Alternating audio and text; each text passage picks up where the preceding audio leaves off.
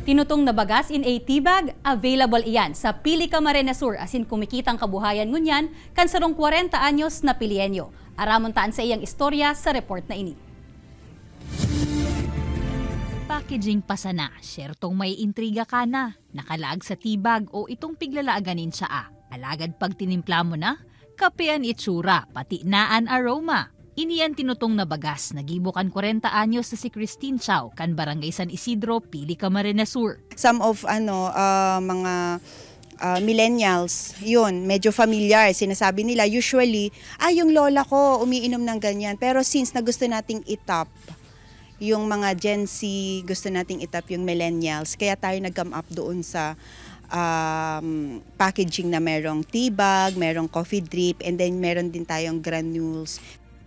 Organic na bagas ang pigagamit ni Christine para sa pagibukan sa iyang produkto. 2 hasta 2 may kabangang oras ining nakasalang sa dekahoy na pugon hasta sa makuana ang tamang pagkatutong. Pakahaon, papaliputon, antes na ini patuson. Igwanin plain, igwamanin sinalakanin Muscovado sugar. Ansarong pack na may 10 tea bags kan tinutong na bagas, 175 pesos niyang ipigpapabakal, 30 pesos naman ang coffee drip. Ninhuli tagibo sa bagas, mas healthy asin caffeine-free man ini.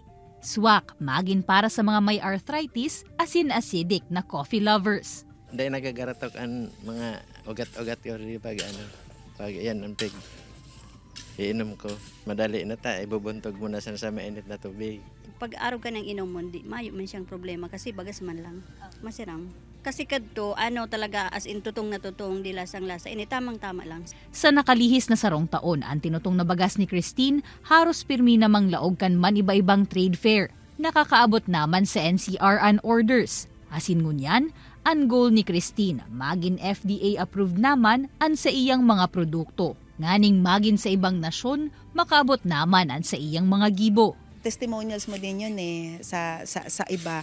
Kasi meron din kasi na binibenta mo lang pero para hindi ka naman naniniwala sa produkto mo. So medyo mahirap yun, mahirap panindigan yun. Pero ito kasi talaga, ako personally sa akin, ano ko talaga ito, may experience kasi talaga ako sa pag-inom ng rice coffee. Syertong may mga mataas kiray, ta sa tahaw kan issue sa bagas ngunyan, igwa pa ni nagtututong kaini. Alagad sigun nga ni ki Christine, organic ang sa iyang pigagamit para sa production, asin bako man ang ordinaryong bagas na yaon sa merkado. Kaya relax ka sana, asin magkape-kape na sana kita. Kaibanan si Jovel Obiso, Jessica Kalinog, Balitang Bicolandia.